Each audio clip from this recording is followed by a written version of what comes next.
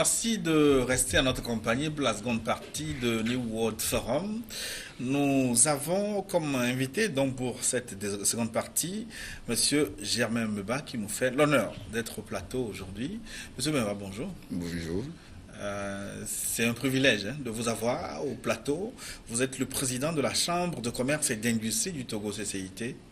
Merci. C'est aussi un privilège pour moi d'être accueilli par New World TV en vue de débattre de tous les problèmes du secteur privé togolais. Et puis au niveau de la sous-région, vous dirigez donc le regroupement des présidents des chambres de commerce au niveau francophone. Oui, d'abord je suis le président de la Fédération des chambres de commerce et d'industrie de l'Afrique de l'Ouest. Oui. Et en même temps président de la conférence permanente des chambres consulaires africaines et francophones, dont il y aura une assemblée très prochainement en vue à Paris, où on va parler de nos problèmes consulaires. Pourquoi c'est Paris, vous avez choisi? Et Paris, on appelle ça les universités d'été, où chaque juillet, nous sommes là-bas pour... Oui, c'est un grand monde consulaire où les gens débattent des problèmes du secteur privé. Et c'est devenu une habitude. Et nous sommes toujours là présents pour défendre le secteur privé togolais. Mais il se dit de plus en plus que l'Afrique n'est plus un continent de misère, un continent de maladies, mais un continent des opportunités. En tant que président de la Chambre de commerce et d'industrie du Togo, est-ce que vous le sentez? Vous êtes plus courtisé aujourd'hui qu'hier? Bien sûr, vous avez raison de le dire. Aujourd'hui, les opérateurs économiques européens qui, dans le temps, ne s'intéressaient pas du tout aux opérateurs économiques africains, commencent à nous faire la cour. Et vous verrez, c'est le 26, 27, 28 juin, vous verrez, beaucoup d'opérateurs économiques vont venir vers Marseille en vue de pouvoir nouer des relations d'affaires. Cela veut dire qu'aujourd'hui aussi l'Europe prend le cap de l'Afrique à travers l'ensemble des affaires qu'on pourra faire ensemble. On aura peut-être l'occasion pour parler spécifiquement de ce volet. En ce qui concerne le Togo, est-ce que c'est notre sujet aujourd'hui? Est-ce que c'est un pays d'opportunité aussi aujourd'hui? Au regard de ce qu'on voit depuis quelques mois, le Togo inspire confiance? Le Togo est un grand pays d'opportunités. Et je vous assure que très estimé des opérateurs économiques étrangers. Quoi qu'on dise, malgré les problèmes que nous rencontrons, les opérateurs économiques étrangers arrivent. Et d'ailleurs, je tiens à vous dire que la Chambre de commerce et d'industrie du Togo veut initier une phase pilote agropole soutenue par un opérateur économique étranger qui a fait une semaine, qui a séjourné une semaine au Togo et arrivé avec les financeurs pour appuyer la CCIT à atteindre ses objectifs.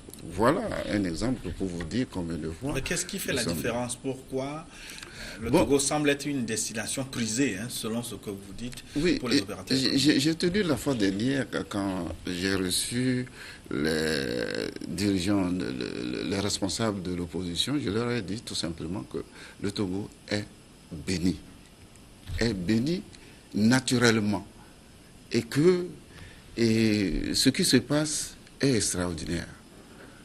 Quand nous sortons, ce qu'on dit du Togo est différent de ce que les Togolais eux-mêmes disent du Togo. Le Togo est très apprécié et je vous assure que, d'ailleurs même les Sénégalais qu'on a reçus la fois dernière pour les journées sénégalo-togolaises, mais ils étaient émerveillés de voir que le Togo avait avancé, sérieusement avancé. Et le président de la Chambre de commerce de Dakar me dit, mais président, comment se fait-il que malgré tout ce développement, on sent autres informations, les informations négatives en direction du Togo? Mais comment vous expliquez ce contraste entre la perception que les étrangers ont du pays et ce que...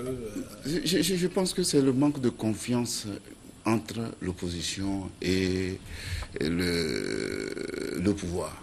Et je pense qu'il faille faire un grand travail pour qu'ils s'entendent et qu'ils dialoguent assez. Et si possible, hein, essayer de voir qu'est-ce qui ne va pas du tout pour qu'on puisse avancer. Moi, je pense aussi que le fait de ne pas... vous voyez, le but de toute opposition, c'est d'accéder au pouvoir.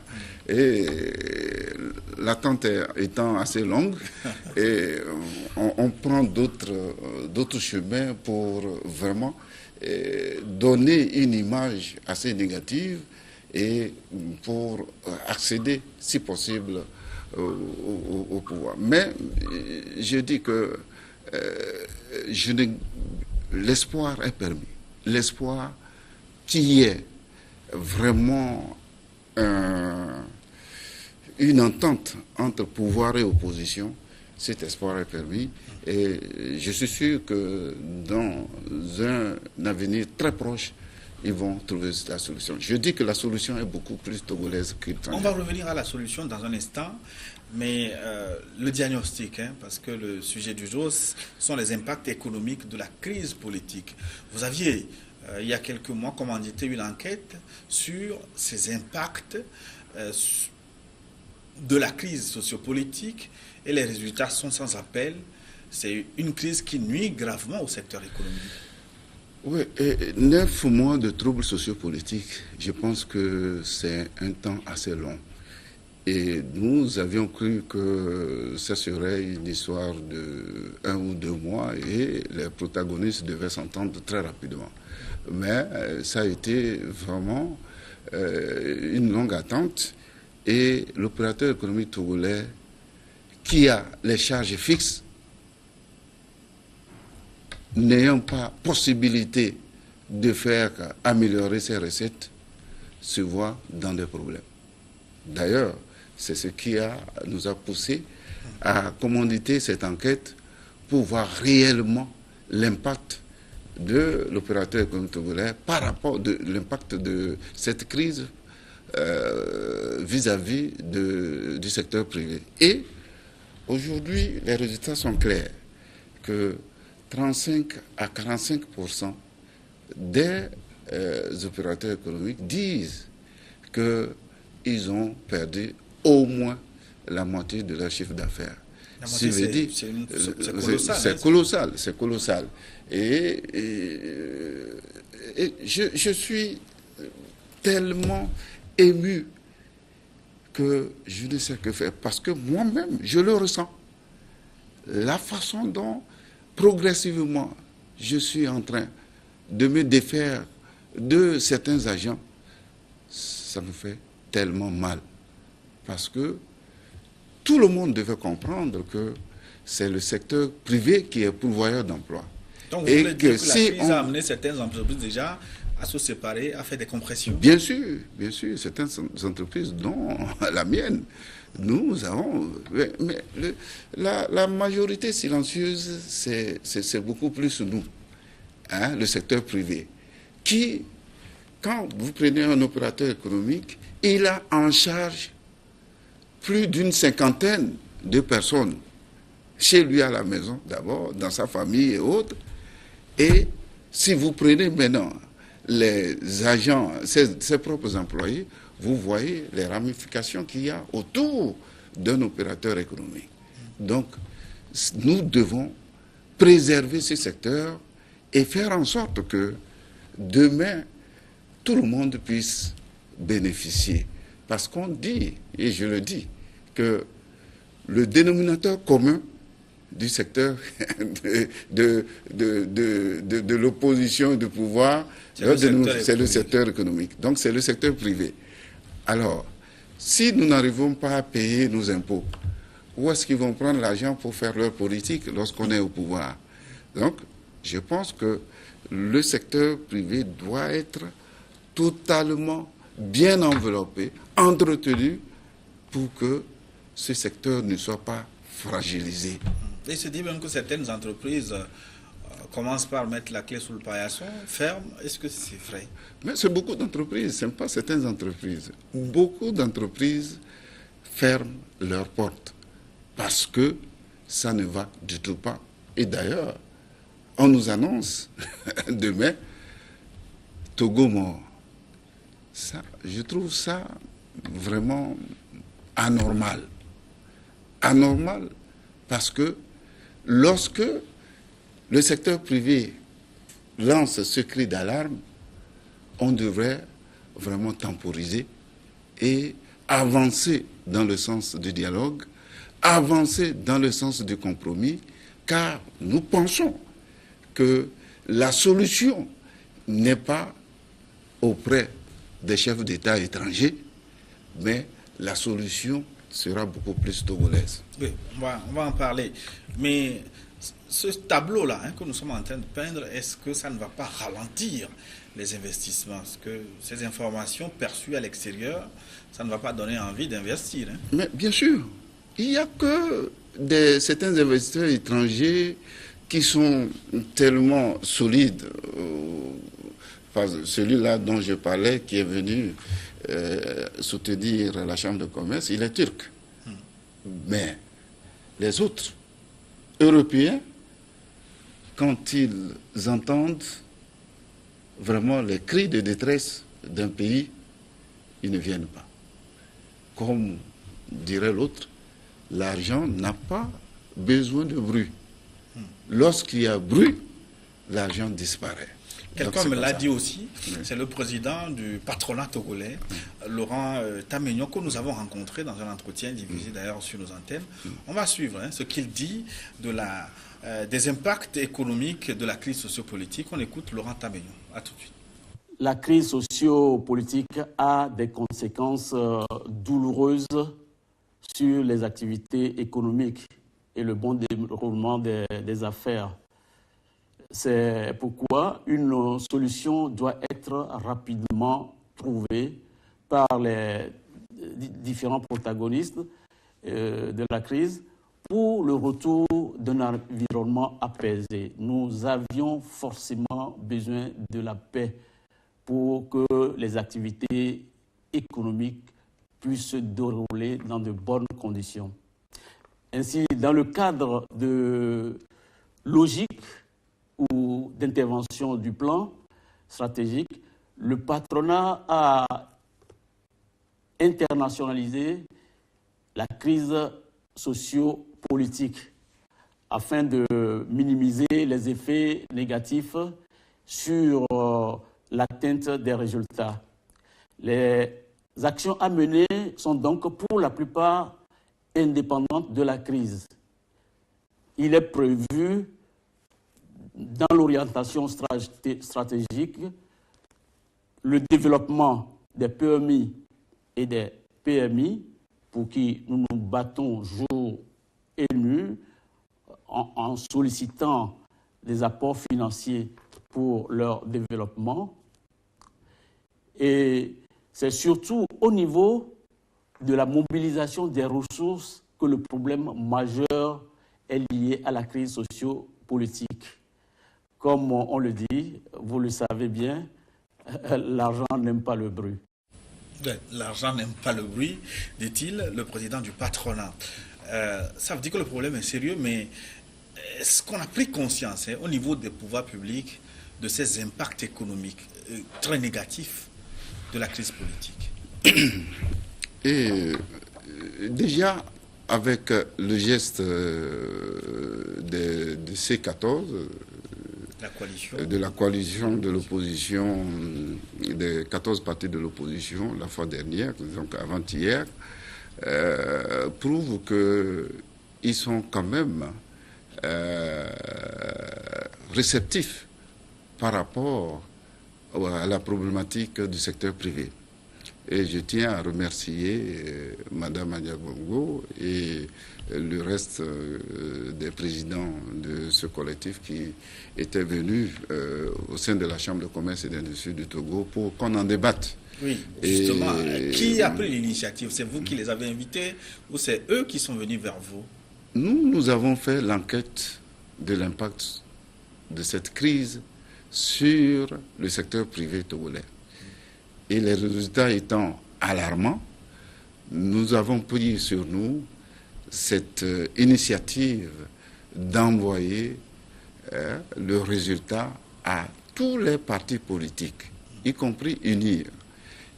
On a envoyé aussi aux chancelleries de ce pays. Et évidemment, le président de la République, le Premier ministre et d'autres autorités compétentes togolaises, nous leur avons envoyé ce résultat. Est-ce que ce n'est pas une mauvaise campagne? En faisant cela? Oui. Non, ce n'est pas une campagne, et une mauvaise campagne. Pourquoi? Parce que moi, je me présente comme, je leur ai dit la fois dernière, le secteur privé est enfant de l'opposition et du pouvoir. Et à partir de là, lorsque l'enfant lance un cri d'alarme, on devrait savoir qu'il y a problème, qu'il faille apporter une solution adéquate. Donc, c'est dans ce sens-là, le cri d'alarme, c'est le fait d'envoyer le résultat, parce que si on ne le fait pas, demain on nous dira, lorsque vous avez eu connaissance de la situation alarmante du secteur privé, est-ce que vous avez envoyé ce résultat pour que nous puissions être informés de cette situation alarmante? Donc, c'est le but de notre initiative. Oui. Et le fait que l'opposition ait réagi, je pense que c'est une bonne chose. Mais je tiens à vous dire que le chef de l'État a réagi aussi. Voilà. Donc, lui n'est pas encore venu à la Chambre? Ou peut-être il y a eu des échanges interposés pour dire qu'il a reçu le résultat et qu'il est en train de travailler dans ce sens pour qu'il y ait vraiment qu'on puisse être allégé. Oui, et le cadre de concertation publique-privée, dans le cadre de concertation publique-privée que le chef de l'État a créé, nous nous sommes réunis il y a de cela 2 semaines et nous avons débattu aussi de ce problème de l'impact qui est très négatif pour le secteur privé. Ça veut dire que le gouvernement, le chef de l'État, ils sont au courant, ils sont au fait. Hein, bien sûr, ils sont au fait. De cette photographie. Bien sûr. Et d'ailleurs, ceux qui doivent être plus au fait, c'est le pouvoir, parce qu'ils voient combien de fois l'OTR traîne à mobiliser les recettes. Voilà, l'Office togolais des recettes a des problèmes vis-à-vis du recouvrement des recettes, parce que l'opérateur économique se sent mal. Et des fois, nous vendons nos biens pour payer les impôts. Parce que, quoi qu'on dise, vous avez fait des recettes ou pas, vous devez payer les impôts. C'est clair. Donc c'est pourquoi on dit que si nous sommes fragilisés et qu'on arrive à une situation où on est amené, la plupart des entreprises ferment, alors il y aura problème pour le pays. Les emplois, ce n'est pas l'État qui crée les emplois. Les 60 000 fonctionnaires d'État, c'est absolument rien vis-à-vis de ce que crée le secteur privé comme emploi. Vous me prenez, moi, 350 emplois minimum, multiplié par le nombre des milliers d'entreprises. Vous voyez combien ça va donner? C'est ça qu'il faille prendre en compte et savoir que nous n'avons pas intérêt à fragiliser le secteur privé. Mais dans une certaine mesure, parce que nous sommes en politique, est-ce que l'opposition ne va pas se dire que ces objectifs sont atteints en créant, en tout cas, le résultat que nous avons aujourd'hui, un pays malade économiquement? Pas du tout. S'ils ont la chance de prendre le pouvoir, ils verront qu'ils auront de la merde à gérer ce pays. Ça, c'est clair. ce n'est pas ça. Que personne ne soit content d'avoir fragilisé le pays. C'est important ce que je dis. Parce que nous avons besoin de sérénité, nous avons besoin de paix pour faire avancer ce pays. Et je dis que je ne donne pas raison à un parti donné, mais je dis qu'il faille créer les conditions nécessaires de dialogue pour que les choses aillent de l'avant. Et je répète encore, ce n'est pas un chef d'État étranger qui va vraiment résoudre le problème togolais. C'est nous-mêmes. Soyons disposés à comprendre que si nous nous asseyons autour d'une table, on est capable de tout. Et d'ailleurs, le geste de l'opposition en venant à la Chambre de commerce m'a réconforté parce que le fait qu'ils aient compris que le secteur privé joue un rôle primordial dans le pays, c'est déjà bon. Et ils doivent continuer à réfléchir dans ce sens pour ne pas fragiliser. Et la grève de demain n'a pas raison d'être. Pas la grève, l'appel au pays mort oui. n'est pas une bonne chose. Mais avant de trouver une solution, il faut situer les responsabilités. Vous, la situation dans laquelle les entreprises, les privés, le secteur privé se retrouve aujourd'hui, une situation déplorable. C'est à qui la faute? À qui attribuez-vous le tort? Ben, si je vous donne une réponse, je deviens politicien. Je ne suis pas un politicien. J'ai la casquette de président de la Chambre de commerce et d'industrie du Togo. Donc, un représentant du secteur privé togolais. Les opérateurs économiques ne font pas de la politique, mais ils font du business. Alors, quels sont ceux qui font la politique? L'opposition, le parti et le parti au pouvoir. Et à partir de là, qu'est-ce qu'on doit? C'est à eux de voir ce qui ne va pas et s'entendre. Moi, je dis que je vais mal en tant que secteur privé et que si je vais mal, alors demain, le pays risque de sombrer. Parce que tout le monde a besoin du secteur privé pour grandir économiquement. Alors, qu'est-ce qu'on doit faire? C'est de cajoler bien l'enfant secteur privé des deux côtés. Et quand il y a grève, ou non, pas grève, quand il y a manifestation publique, il faut qu'on fasse ces manifestations dans un cadre réglementaire pour que l'économie n'en pâtisse pas. Oui, mais de façon toute réserve gardée.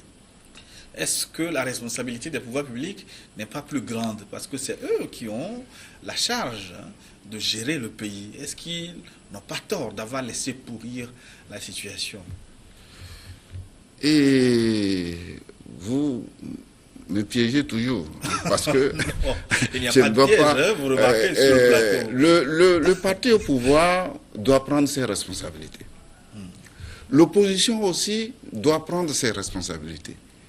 Et en jouant chacun un bon rôle, alors vous verrez que nous, en tant que secteur privé, on se portera bien et on va engranger beaucoup de moyens pour le développement économique de ce pays. Quoi qu'on dise, l'opérateur économique togolais est très entreprenant. Laissez-nous la paix. Donnez-nous la paix, vous verrez ce qui va se passer. Parce que depuis 1990 jusqu'à aujourd'hui, les soubresauts ne font que déstabiliser le secteur privé. Et c'est un constat amer pour nous, parce que chaque fois qu'on veut prendre de l'envol, alors une crise naît et on retombe très bas. C'est ce qui est vraiment déplorable pour le cas du Togo. Oui. Donc, vous avez accepté recevoir les leaders de la coalition des 14 partis de l'opposition la semaine dernière. Concrètement, qu'est-ce qui a été dit? Qu'est-ce que vous leur avez dit? Qu'est-ce qu'ils vous ont répondu? Oui, nous leur avons dit clairement que la situation est grave. La situation du secteur privé est invivable. Et qu'il faille très rapidement trouver une solution en vue de nous permettre d'évoluer. Et on leur a dit que l'accalmie constatée ces derniers temps nous a permis d'avoir de l'espoir. Et on voudrait qu'ils puissent vraiment maintenir cette accalmie, coûte que coûte, en vue de nous permettre de décoller. Voilà ce qu'on a dit. Et franchement, ça a été une discussion de haut niveau on a pris 1 heure du temps à huis clos à discuter sur l'avenir du pays et avant de permettre aux mass médias de venir on va faire un point de presse. Oui, nous avons fait un point de presse concernant cela. Sans dévoiler le secret du huis clos, comment les avez-vous trouvés quand vous avez discuté en aparté? Est-ce qu'ils se sont sentis concernés par ces impacts négatifs? Est-ce qu'ils ont compati? Oui, ils ont compati. Ils ont compati et en même temps ils ont dit qu'ils se placent comme des chirurgiens qui sont obligés de crever l'abcès pour pour guérir cette plaie-là. Et je leur ai dit que nous avons dépassé l'étape de plaie. Le secteur privé là, ce n'est pas une plaie que nous avons. Nous avons plus qu'une plaie. Ils n'ont pas les moyens pour crever l'abcès là. Actuellement, pour le secteur privé, nous sommes au bord du gouffre. Donc vous avez besoin de réanimation plutôt? On a besoin de réanimation. C'est l'accalmie dont on a besoin. Et annoncer Togo mort demain n'est pas une bonne chose. Si c'est pour crever l'abcès avec ça, nous n'avons pas l'abcès sur nous. L'abcès, c'est l'abcès. Non, ce n'est plus le cas de l'abcès. C'est autre chose qu'il faille apporter.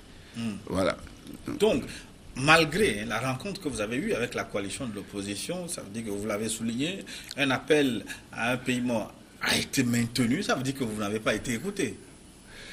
Et dire que nous n'avons pas été écoutés, je mets ça entre guillemets, parce que nous les avons sentis assez responsables.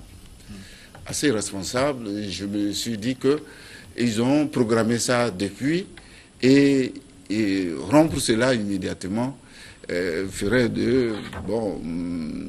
quelque chose de pas normal. Et à partir de là, ils ont maintenu ça quand même. Mais je pense qu'ils comprendront demain que trop faire de manifestations pour bloquer l'économie n'est pas une bonne chose. Ce n'est pas une solution. Parce que nous sommes responsables. Quand vous voyez les opérateurs économiques, ils savent. Avant, c'est le 19 août, non? Ou bien avant Achadam, le 19 août 2017. Avant 19 août 2017, nous avions de l'espoir. Le secteur privé avait de l'espoir. L'espoir de grandir. Et nous avions, et chacun pris vraiment des contacts et des partenaires, avec des partenaires qui étaient prêts à venir faire plein de choses avec nous dans ce pays. Et à partir du 19 août, tout est perdu. Tout est totalement perdu. Parce qu'ils ont beaucoup. Il faut demander, c'est pas moi en tant que président de la Chambre de commerce, j'écoute, je reçois. Et ce qui était fait, je sais.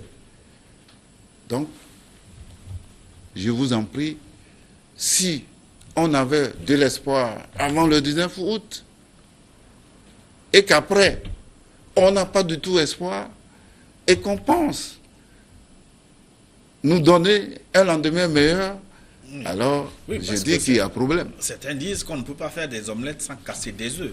Si l'opposition, la seule façon pour elle de se faire entendre, de faire accepter ses revendications était ces manifestations qui ont des effets collatéraux.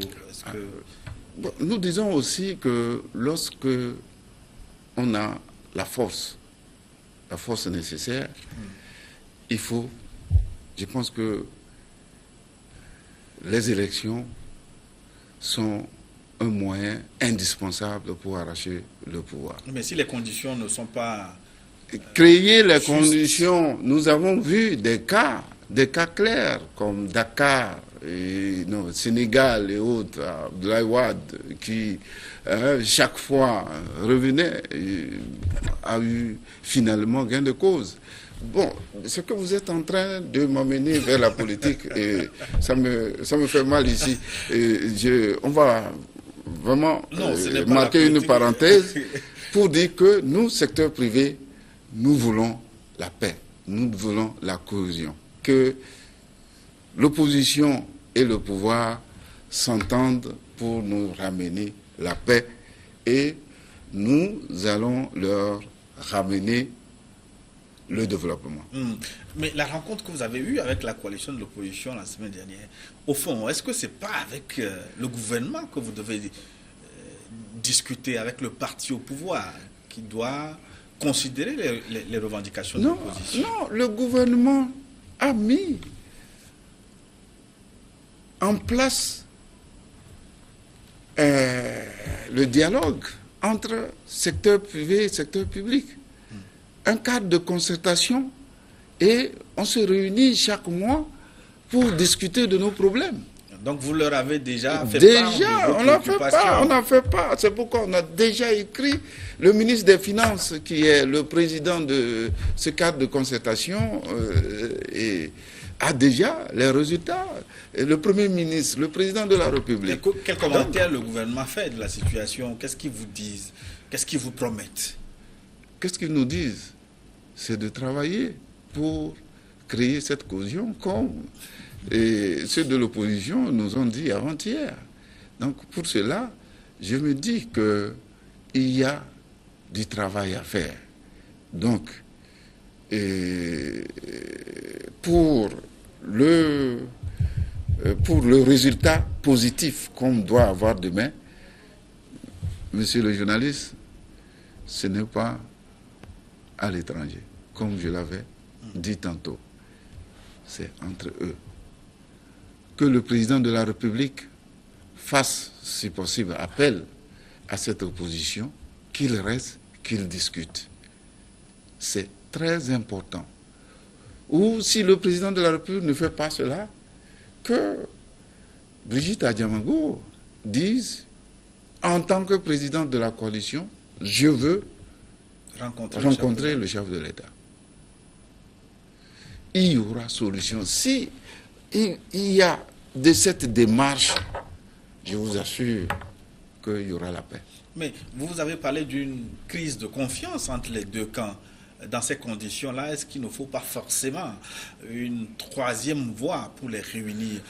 Et cette troisième voie qui est venue, qu'est-ce que ça justement, a coûté? Cette troisième voie, alors c'est pourquoi, vu que chaque fois le troisième voie arrive et on ne trouve pas, on est passé de l'APG depuis le Burkina, plein de... Oui, l'accord politique global, tout ça, ça a donné quoi? Donc, il faut laisser ça pour dire qu'on peut s'entendre. Vous voyez comment ils sont venus à la Chambre de commerce la fois dernière et on a eu des discussions franches. C'est comme ça devait se faire vers le Premier ministre, vers le président de la République, des échanges. Et dans les coulisses, on doit travailler, faire des concessions de gauche à droite. Et tac, ça reprend. Je vous assure, c'est une question d'intérêt. Oui, et comme vous l'avez entamé, est-ce que vous ne pouvez pas servir de pont, justement, oui, l'opposition, rallier les deux partis? L'opposition, avant-hier, nous a dit qu'on devrait faire le pas vers le pouvoir pour vraiment dire que ça ne va pas, que le pouvoir cède. Non, là, au sein des opérateurs économiques, il y a ceux qui sont pour le pouvoir, ceux qui sont pour l'opposition. Cela veut dire que lorsque on sort, on enlève la casquette d'opérateur économique, on a quand même un comportement politique dans le cœur qui sait, parce que s'il n'y avait pas ça, on n'aurait pas, l'opérateur économique n'irait pas voter. Donc, quelque part, nous avons aussi notre position politique. Et pour cela, si nous allons vers ce comportement, alors on dira demain que nous faisons la politique au sein de la Chambre de commerce et d'industrie du Togo. Non, on ne fait pas la politique. Oui, mais en tant qu'institution, est-ce que vous ne pouvez pas créer les conditions, les rapprocher, créer le cadre pour que les deux parties se retrouvent et discutent franchement? Est-ce que vous nous reprochez le fait d'avoir fait cette enquête? Cette enquête va dans le sens du rôle régalien de la Chambre de commerce et d'industrie du Togo, de faire en sorte que lorsqu'il y a problème pour les opérateurs économiques, qu'on puisse savoir ce problème vient d'où.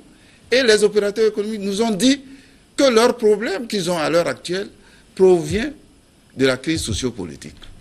Alors, nous avons envoyé les informations. C'est à eux de savoir que le secteur privé leur est très important et que sans le secteur privé, ils ne pourront pas engranger des recettes pour l'État. Et le budget, je vous l'apprends, a été rectifié pour pouvoir tenir compte de la nouvelle donne. Parce que quand il était budgétisé, on n'avait pas tenu compte des effets de la crise. Même le Fonds monétaire international tire sur la sonnette d'alarme. Bien sûr. Donc, c'est vous dire que tout le monde devrait... Madame Brigitte m'a dit qu'il ne s'agit pas de mettre de l'eau dans son vin et de crever l'abcès. Moi, je dis qu'il faille toujours mettre de l'eau, diluer le vin en vue de pouvoir créer les conditions nécessaires de dialogue entre l'opposition et le pouvoir.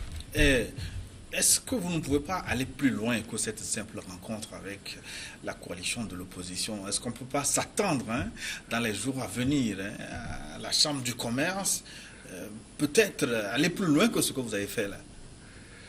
Mais pourquoi pas? Pourquoi pas? Je vous dis que le chef de l'État a reçu positivement cette enquête et a dit que nous avons fait un bon travail. Et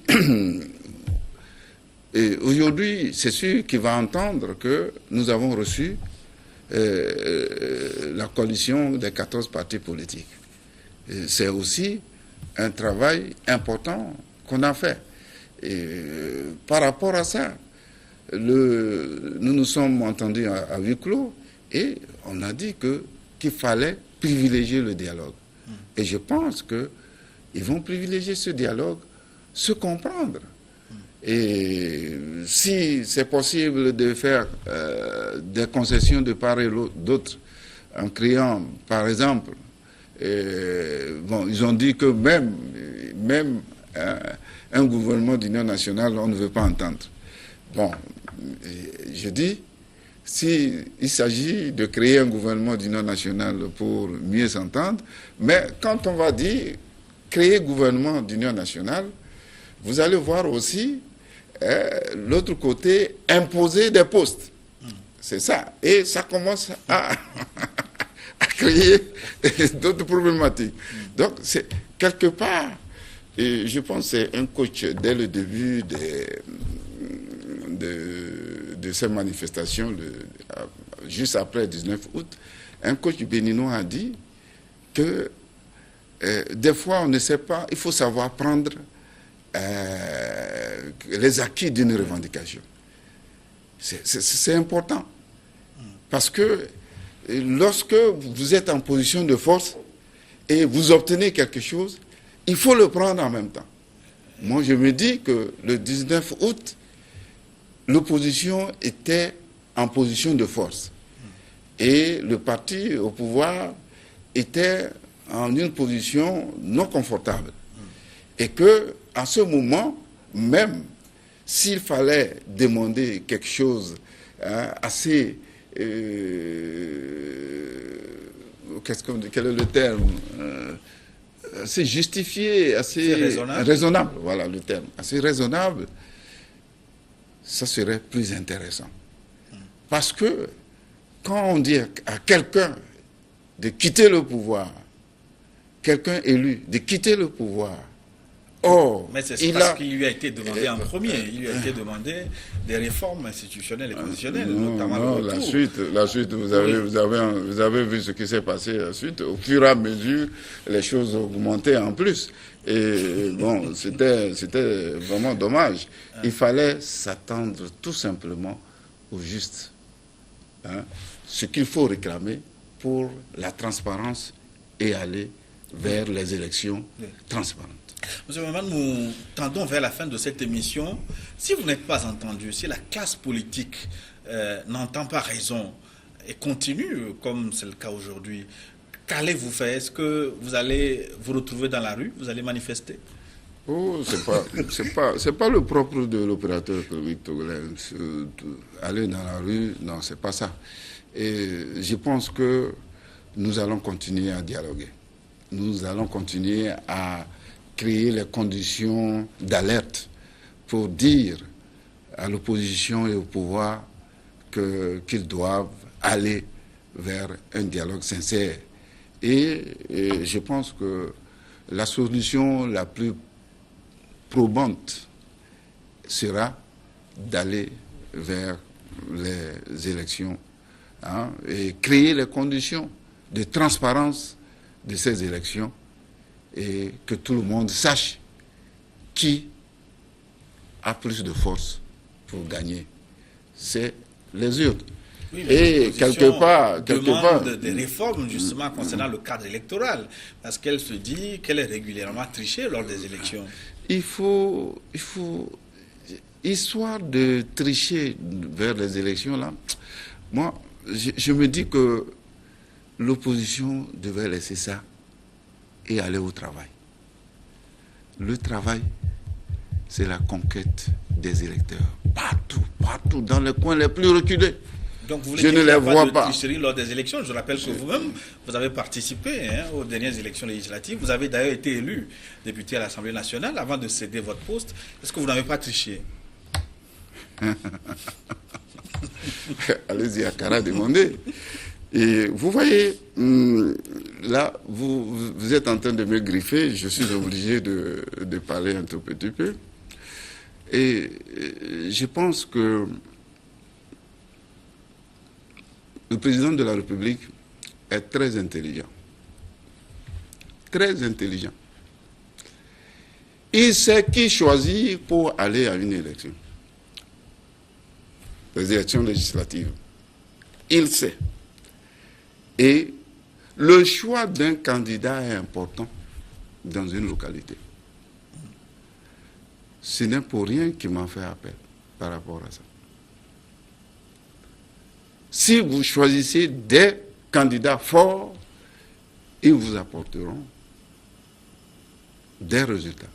Sans tricher, sans tricher. Moi, je défie quiconque me dira que Germain Memba, dans la cause, a posé un acte de triche. Oui, mais ce qu'on reproche... Parce que je suis un candidat de développement. Mais est-ce que vous laissez les autres partis participer librement aux opérations dans les bureaux de vote? Est-ce qu'ils battent campagne? Vous parlez de la cause, l'opposition dit que vous les empêchez de battre campagne dans cette procédure. Je vais vous dire... Il y a certaines réunions qui sont empêchées là-bas. Je vais vous dire que le candidat de l'opposition dans la COSA était un collègue de classe. Après, on a bu ensemble dans un bar et il dit, bon, quand le président vous a choisi, je savais que c'était fini pour nous à Kara. Vous voyez, ce n'est pas une histoire de triche. Laissez cette histoire de tricherie. Ça, c'est le combat du plus faible, ça. Lorsqu'on veut aller vers une bataille donnée, on se donne les moyens pour pouvoir remporter. Même quand les institutions sont verrouillées, l'opposition parle de cours constitutionnels. Laissez ces histoires. Ça, beaucoup de membres sont nommés par le président de la République. Non. Il y a la commission électorale vous voyez, qui est dominée par le parti au pouvoir. Des gens sont allés avec tout verrouillé au Sénégal lorsque vous gagnez, la population dit non, ce sera non. Vous ne pouvez pas. On ne peut pas tout le temps bourrer les urnes. Non, ce n'est pas possible. Et les élections passées, non. Vous savez, les conditions de transparence. Dans les coins les plus reculés, à Baie et autres, tout le monde est resté pour voir comment les résultats sont donnés. Partout, à Kara, au nord. Bon, je ne suis pas là pour défendre, parce que vous m'avez greffé en tant que candidat aux élections législatives passées, que j'étais obligé de vous dire chez moi comment ça s'est passé. Donc, c'est clair que lorsque, si je parle par rapport, je vais encore parler, c'est quoi? Moi, je suis souvent avec mes électeurs. Je monte souvent. Et j'arrive, ce que j'ai, je partage avec eux de gauche à droite. Et après 4 ans, 5 ans, vous pensez que vous pouvez venir me battre sur les lieux là-bas? Qu'est-ce que l'autre d'à côté, ce que l'opposition, le candidat de l'opposition a fait pour qu'il soit plus valable que moi là-bas? Donc s'il y a de ces acquis, en clair, même de côté... S'il y a élection demain, ça veut dire que l'opposition va encore perdre. Bon, c'est pourquoi je dis qu'il faut travailler. Il faut travailler. Sans travail, on ne pourra pas. Il faut travailler sur le terrain. On va clôturer cette émission en quelques secondes. Monsieur Memba, président de la Chambre de commerce et d'industrie du Togo, le futur, comment le voyez-vous? Est-ce que vous êtes confiant après avoir rencontré l'opposition, après avoir écouté même le président de la République? Est-ce que nous sommes proches de la fin de la crise politique au Togo? Nous serons proches. Je dis bien, nous sommes proches. Ça sera résolu. Parce que on ne passera pas éternellement à faire des marches. Ça, c'est clair. Nous serons demain butés à quelque chose. Parce que le Togolais veut voir autre chose que les marches. Le Togolais aussi veut que les choses aillent de l'avant. Le développement. Il veut l'alternance aussi. Et bon, l'alternance, chacun est libre de vouloir ou de ne pas vouloir. Elle ne se décrète pas. Elle s'obtient.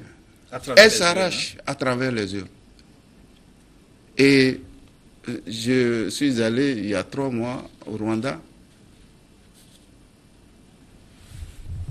J'étais totalement ému. Oui. Le sens du développement du pays. Mais on va dire quoi? Est-ce qu'on parle... Quand c'est propre, c'est bien. On laisse la démocratie de côté. Vous voulez donc, le modèle rwandais vous inspire. Peut-être on aura l'occasion de reparler de ça. Il nous faut un État fort. Un État fort qui assure le développement. Oui, moi, je suis dans le sens du développement. Mais la réduction des inégalités aussi. Voilà, c'est bien, c'est bien. Réduire les inégalités, c'est une très bonne chose. Merci, Président. D'être passionné. Merci beaucoup et à la prochaine. Oui, nous arrivons donc à la fin de notre forum. Nous étions avec le président de la Chambre d'industrie, la Chambre de commerce et d'industrie du Togo, CCIT, M. Germain Memba. Merci de votre aimable attention. Dans un instant, une nouvelle édition du journal sur votre chaîne.